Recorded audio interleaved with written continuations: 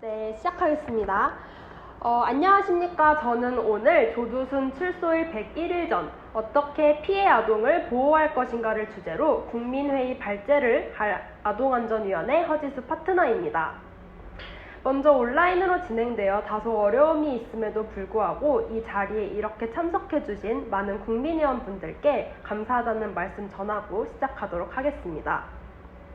사실 조두순 출소일이 약 3개월밖에 남지 않은 시점이기 때문에 오늘 주제에 대해 많은 국민분들께서 관심을 가지고 계시리라 생각됩니다.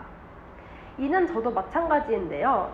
특히 제가 작년까지만 해도 아동 성범죄의 피해자 중 가장 많은 비율을 차지한 여자 고등학생이었다는 점에서 오늘 아동 성범죄를 주제로 한 발제가 제게도 더욱 의미 있는 것 같습니다. 본격적으로 조두순 출소 101일 전인 지금 시점에서 어떻게 피해 아동을 보호할 수 있을지 논의해보기 전에 먼저 간단하게 조두순 사건에 대해 말씀드리도록 하겠습니다. 지금으로부터 12년 전인 2008년 12월 경기도 안산시에서 조두순이 만 8세의 여자아이를 강간해 장기가 파손될 정도로 심각하게 상해를 입힌 사건이 일어났습니다. 당시 가해자였던 조두순은 음주 상태였다는 이유로 심신미약이 참작되어 12년형을 확정받았습니다. 이에 많은 사람들이 범죄의 잔혹성에 비해 형량이 너무나도 가볍다고 거세게 반발했습니다. 법무부의 미성년자를 대상으로 성폭력을 저지른 가해자의 재범률 현황 보고서에 따르면 2011년부터 2015년까지 5년간 범죄 재범률은 5.9%에서 10.2%로 약 2배가량 증가했습니다. 특히 조두순은 이번 아동 성범죄 사건 전에 이미 행한 범죄 의력과 범죄의 특성을 봤을 때 많은 전문가들이 그 재범률이 상당하다고 입을 모으고 있습니다. 이렇게 피해 아동에게 정신적으로도 또한 신체적으로도 많은 상처를 주는 아동 성범죄로 하루에 몇 명의 피해자가 발생한다고 생각하시나요? 믿기 어려우시겠지만 하루에 초중고등학교 한 학급 전체 정도인 26명의 아이들이 고통을 받고 있습니다. 이는 결국 한 해에 무려 9,349건 정도의 아동 성범죄가 일어난다는 것인데요. 이러한 현실을 조금이라도 바꿔보고자 아동안전위원회는 그동안 아동, 청소년의 성보호에 관한 법률 개정안의 입법을 추진해왔습니다. 특히 지난 겨울에는 정은혜 국회의원과 본 개정안을 공동 발의하고 페이스북에서 100m 릴레이 챌린지와 관련 기자회견을 열기도 했습니다. 이렇게 아동안전위원회가 아동, 청소년의 성보호에 관한 법률 개정안의 국회 입법에 도정한 것은 바로 이 법률 개정안이 피해 아동을 직접적으로 보호할 수 있는 방법이라고 생각했기 때문입니다. 조두순 접근 금지법이라고 우리가 편하게 부르는 것이 바로 이 개정안인데요. 구체적으로 어떤 조항들을 개정하려고 하는 것인지 찬찬히 지금부터 살펴보도록 하겠습니다. 먼저 제7조 제1항에서는 폭행 또는 협박으로 아동 및 청소년을 강간한 사람은 무기징역 또는 5년 이상의 유기징역에 처한다는 내용을 7년 이상의 유기징역에 처한다는 내용으로 바꾸고 제19조에서는 음주 또는 약물로 인한 심신장애 상태에서 아동과 청소년을 대상으로 한 성폭력 범죄를 범한 때에 형법 제10조 제1항, 제2항 및 제11조를 적용하지 아니할 수 있다는 내용을 확실하게 적용하지 아니한다는 것으로 바꾼다는 내용을 담고 있습니다.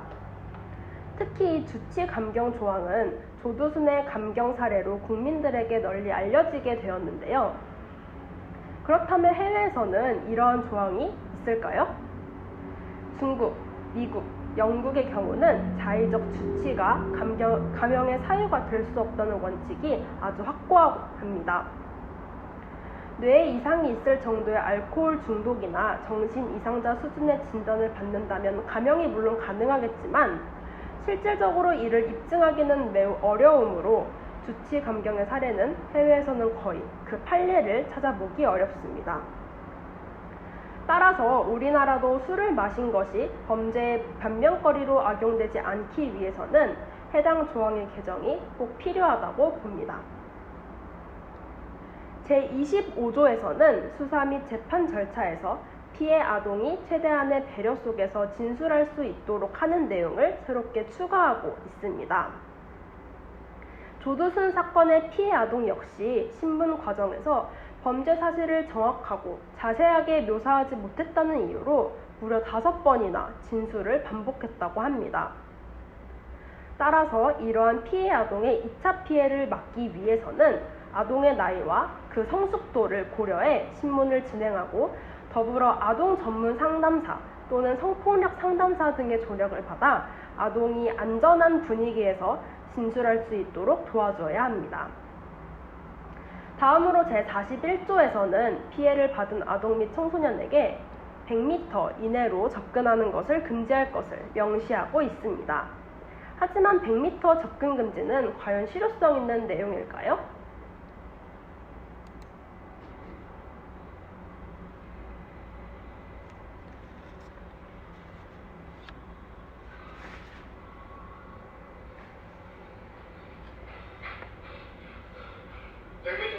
아이들을 지킬 수 없습니다. 조두순 접근금지법 입법을 촉구합니다. 이처럼 100m는 성인 남성이 약 15초면 충분히 달려갈 수 있는 거리입니다. 만약 가해자와 피해 아동의 생활권이 겹친다면 피해 아동이 등하교를 하거나 집 앞에 마트를 가는 등 정말 사소한 일상생활에서 가해자가 피해 아동의 얼굴을 알아보고 최악의 경우에는 재범이 일어나는 일도 생길 수 있습니다. 하지만 현실은 가해자가 피해 아동에게 다시 접근하는 것을 막는 것은 고사하고 출소한 조두순이 피해자가 살고 있는 동네로 돌아오는 것조차 막을 수 없습니다. 실제로 조두순의 아내가 살고 있는 집은 피해 아동의 가족이 살고 있는 집과 800m가 채 떨어지지 않았다고 합니다. 성범죄자에 대해 엄격한 거주지 제한 규정을 두고 있는 미국과는 달리 우리나라에는 관련 규정이 하나도 없기 때문입니다. 그래서 2009년 당시 조두순 사건이 언론을 통해 국민들에게 널리 알려지자 당시 법무부는 형기를 마친 범죄자를 시설에 다시 추가로 수용하는 보호수용 제도를 도입하겠다고 밝혔지만 이는 이중처벌이라는 논란에 휩싸여 결국 법제화되지 못했습니다. 이처럼 접근금지 반경이 100m라면 가해자가 처벌을 받았다고 해도 피해자 입장에서는 이후 가해자와 다시 대면할 가능성을 우려해야 하는 상황입니다. 또한 현행법상 100m 이내 가해자 및 그 대리인의 접근 금지 조치는 물리적인 격리로서는 그 의미가 턱없이 부족합니다. 하지만 가해자 출소 후 격리의 처분이 이중처벌의 소지가 있다면 최대한 피해자와의 완벽한 격리는 영구히 이루어지도록 철저한 조치가 필요합니다. 그래서 접근 금지 조치를 100m에서 최대한 늘려야 하는데 헌법에서 보장하는 이동권을 크게 해치지 않는 선에서 500m로 정하게 되었습니다. 또한 500m 정도부터는 사람들이 서로의 얼굴을 확인하기 어렵고 학교 근처에서 발생하는 아동 성범죄 빈도가 스쿨 전후로부터 500m 이상 떨어졌을 때 급격하게 줄어들게 됩니다. 실제로 국가청소년위원회가 7년 동안 시행해온 아동, 청소년 대상 성범죄자 신상 공개 자료 가운데 13세 미만 취약 중인 아동을 대상으로 한 성범죄 883건을 분석해본 결과 약 74%가 학교 인근 2km 이내에서 발생했으며 성범죄 빈도가 가장 많은 지역은 학교와 반경 500m 이내로 무려 36%나 달했다고 합니다. 따라서 아동 성범죄 발생 비율 그래프의 변곡점인 500m를 최소 접근금지 반경으로 정하면 아동 성범죄의 가능성을 가진 자가 범행 대상 아동에게 쉽게 접근하지 못하는 환경을 조성하는 데 큰 도움이 되리라고 생각합니다. 이와 같이 접근금지 구간을 현행 100m에서 500m로 늘리자는 내용을 많은 분들께 알리고자 작년 겨울 페이스북 상에서는 100m 릴레이 챌린지가 열렸습니다. 저도 이 챌린지에 참여하면서 처음으로 아동안전위원회와 조두순 접근금지법에 대해서 알게 되었는데요.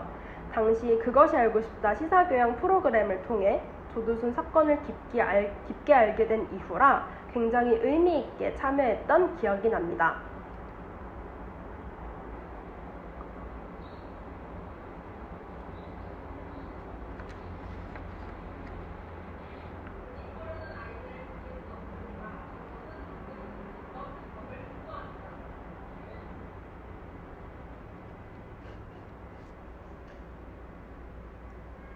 이 외에도 작년 11월 13일에 정은혜 국회의원과 공동으로 조두순 접근금지법을 대표 발의하고 조두순 출소일이 1년 남았던 시점인 작년 12월 13일에 국회 앞에서 기자회견을 열었지만 결국 20대 국회 임기가 끝날 때까지 조두순 접근금지법은 국회에 계류되었습니다. 그래서 저는 조두순 출소가 101일밖에 남지 않은 현 시점에서 어떻게 피해 아동을 보호할 것인지 논의하는 것은 결국 조두순 접근금지법을 어떻게 입법시킬 것인지를 논의하는 것에서 출발한다고 생각합니다. 21대 국회에서는 아동안전위원회가 드디어 입법에 성공할 수 있도록 오늘 국민회의에 참여하신 분들께서 다양한 생각들을 말씀해 주셨으면 좋겠습니다. 이것으로 오늘 제 발표를 마치도록 하겠습니다. 감사합니다.